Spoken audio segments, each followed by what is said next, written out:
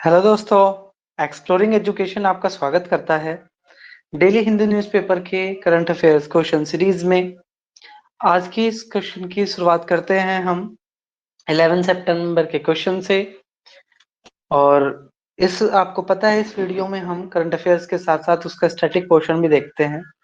पहला क्वेश्चन कह रहा है कि अभी कौन से इंस्टीट्यूशन ने एक गाइडलाइन पास करी है जिसमें कि भाई बोरोवर को शिफ्ट करना चाहिए, ट्रांजिशन मतलब शिफ्ट करना चाहिए किससे?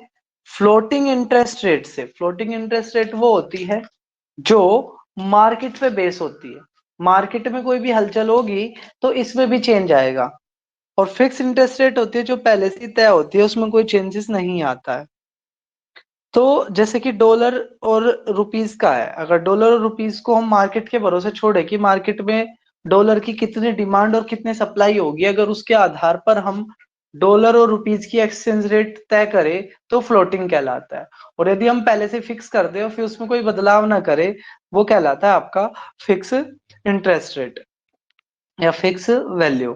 तो रिजर्व बैंक ने अभी गाइडलाइन जारी करी है कि बोरोवर को शिफ्ट होना चाहिए फ्लोटिंग से लेकर फिक्स इंटरेस्ट रेट की तरफ। अब यहाँ पर अगर हम बात करें स्टेट बैंक से रिलेटेड, आपसे और क्या क्वेश्चन पूछे जा सकते हैं, ठीक है। एक तो ये पूछा जाता है कि सबसे बड़ा पब्लिक सेक्टर का बैंक कौन सा है? तो नॉट इन इंडिया, एशिया का भी सबसे बड़ा पब्लिक सेक्टर का बैंक आपका एसबीआई माना जाता है। ब्रांचेस भी सबसे ज्यादा एसबीआई की है। और इसका पुराना नाम कई बार पूछा जाता है, तो इसका पहले नाम था इंपीरियल बैंक ऑफ इंडिया।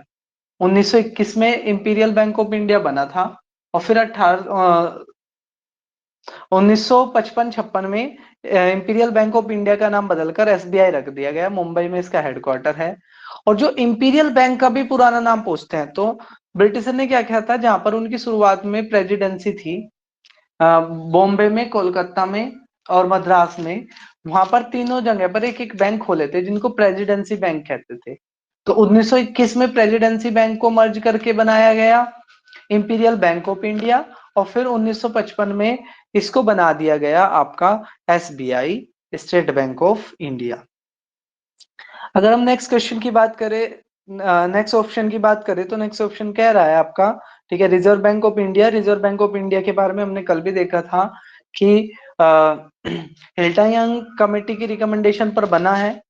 1934 का कानून है, 1935 में बना था। पहला हेडक्वार्टर कोलकाता में था। 1937 में परमानेंटली इसका हेडक्वार्टर मुंबई में शिफ्ट कर दिया गया। इस सर ओसबोर्न स्मिथ इसके पहले गवर्नर थे। और सी डी देशमुख इसके पहले भारतीय गवर्नर थे, ठीक है। और अभी 24वें आरबीआई के गवर्नर हैं शक्तिकांत दास। इससे पहले उर्जित पटेल थे और उनसे पहले आपके रघुराम राजन थे। इसके अलावा हम बात करें पंजाब नेशनल बैंक की, तो लाला लाजपत राय जोड़े जाते हैं, आपके जाने जाते हैं पंजाब नेशनल बैंक से। पंजाब नेशनल बैंक जब शुरुआत में बना था 1894 में, तो इसका हेडक्वार्टर हुआ करता था लाहौर में, ठीक है। चलिए, अब हम बढ़ते हैं अपने नेक्स्ट क्वेश्चन की तरफ। क्वेश्चन नंबर सेकंड ये कह रहा है कि कौन से देश में, देखो पिछले साल तो लंदन में 40 डिग्री का सेल्सियस का टेम्परेचर हो गया जिससे वहां के स्कूलों की छुट्टी हो गई थी। अभी क्या है, ईरान में जो टेम्परेचर है, ठीक है, वो 40 डिग्री सेल्सियस पहुंच गया है, सॉरी 70 डिग्री सेल्सियस पहुंच गया है। तो ईरान में इतने टेम्परेचर के कारण क्या कर दिया गया है, वहां पर पब्लिक हॉलीडे हो चुकी है। पब्लिक हॉलीडे हो चुकी है किस कंट्री में? ईरान में, ठीक है। ईरान की बात करें तो ईरान की राजधानी है तेहरान, ठीक है। नेक्स्ट अगर हम क्वेश्चन की बात करें तो नेक्स्ट क्वेश्चन कह रहा है कि ड्यू पॉइंट क्या होता है? तो ड्यू पॉइंट वो पॉइंट होता है जिस पर गैस किस में बदल जाती है? लिक्विड में। एक गैस किस में बदल जाती है? आपकी लिक्विड में बदल जाती है, उसको ड्यू पॉइंट कहते हैं। नेक्स्ट क्वेश्चन कह रहा है, देखो अभी G20 जो आपका एक ग्रुप है जिसमें 19 कंट्रीज है और एक आपकी संस्था है यूरोपियन यूनियन। तो अब वो क्या कह रहा है यहाँ पर, ठीक है, अभी प्रेसिडेंसी किसके पास थी? इंडिया के पास थी। इंडिया ने प्रोग्राम होस्ट किया। और अब ये शिफ्ट किसको हो चुकी है? अब ये शिफ्ट हो चुकी है ब्राजील को, ठीक है। ब्राजील को अब ये शिफ्ट हो चुकी है, ठीक है। साउथ अफ्रीका के बारे में आपको याद रखना है, ऐसा कंट्री जिसकी 3 राजधानी है। ठीक है, ऐसा कंट्री जिसकी 3 राजधानी है, कौन है आपका? South Africa. नेक्स्ट अगर क्वेश्चन की बात करें तो नेक्स्ट क्वेश्चन कह रहा है कि ये कल की वीडियो में भी हमने कवर किया था कि G20 के अंदर कौन सी ऑर्गेनाइजेशन को शामिल कर लिया गया है। तो अगर हम बात करें, इसका सही आंसर है अफ्रीकन यूनियन। अफ्रीकन यूनियन को शामिल कर लिया गया है G20 में। ये जो अभी दिल्ली डिक्लेरेशन हुई है, इसका सबसे बड़ा अचीवमेंट माना गया है। ठीक है, अफ्रीकन यूनियन को शामिल करना G20 में। ठीक है, ब्रिक्स की बात करें, ठीक है, ब्रिक्स की बात करें तो Brazil, Russia, India, China, South Africa, इन 5 कंट्री को मिलकर ब्रिक्स बना है। शुरुआत में इसमें 4 ही कंट्री थे, बाद में चल के साउथ अफ्रीका इसमें जोड़ा गया। ठीक है, इसके अलावा यूरोपियन यूनियन, यूरोप के जो देश है उनकी एक संगठन है। ठीक है, और एशियान क्या है? एशिया के जो ईस्ट एशिया के कंट्री है, ठीक है, उनका संगठन है जिसमें 10 मेंबर है। एशियान में 10 मेंबर है। 1967 में एशियान बना था। और इंडोनेशिया की जो अभी राजधानी है जकार्ता, वहां पर एशियान का हेडक्वार्टर है। और इस साल की एशियान की समिट भी कहाँ हुई है? जकार्ता में ही हुई है।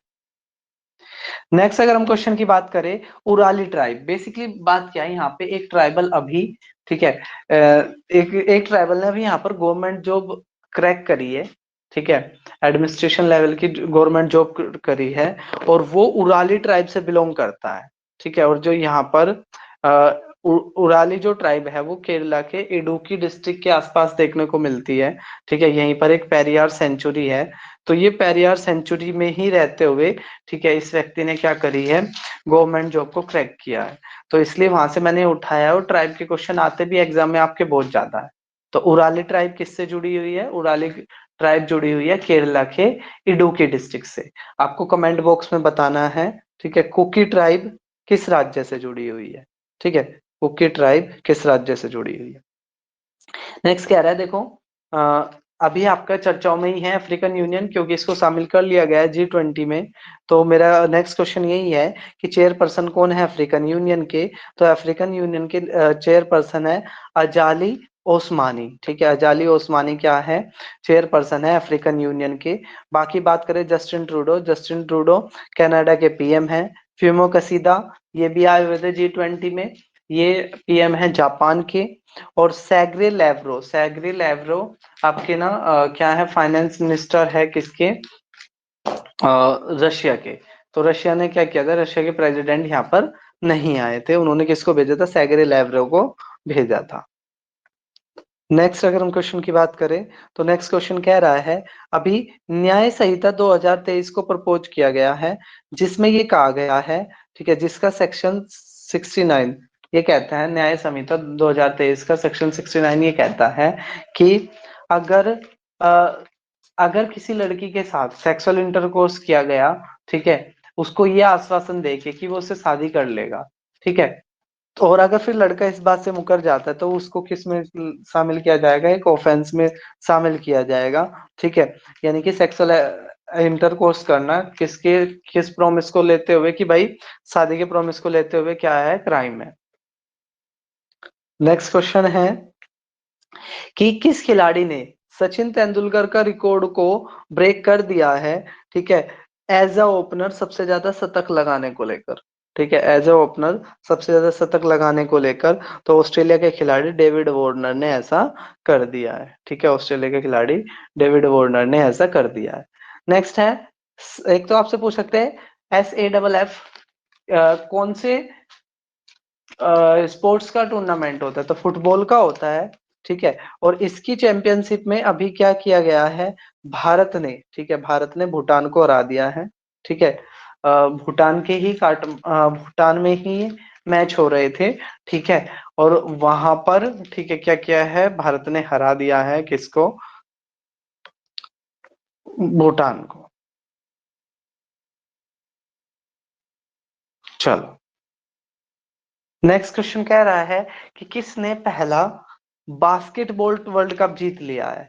ठीक है, तो जर्मनी ने सर्बिया को हराकर, जर्मनी ने सर्बिया को हराकर पहला बास्केटबॉल वर्ल्ड कप टाइटल जीत लिया है। ठीक है, जर्मनी ने सर्बिया को हराकर पहला बास्केटबॉल टाइटल जीत लिया है, वर्ल्ड कप जीत लिया है, ये आपने याद रखना है।